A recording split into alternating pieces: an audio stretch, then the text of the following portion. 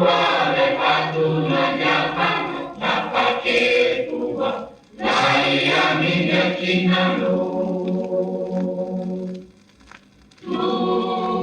Tutur kalulay-lulay sana kapaketulay na kenay yudaro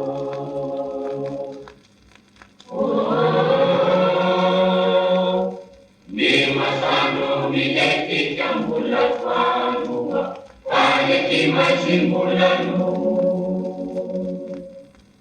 Adalah samirenya Raja Misau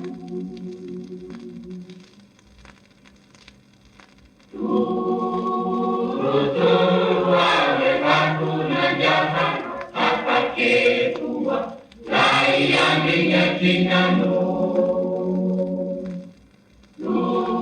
Tutur kalulay-lulay sana kapaketulay na kenay yudaro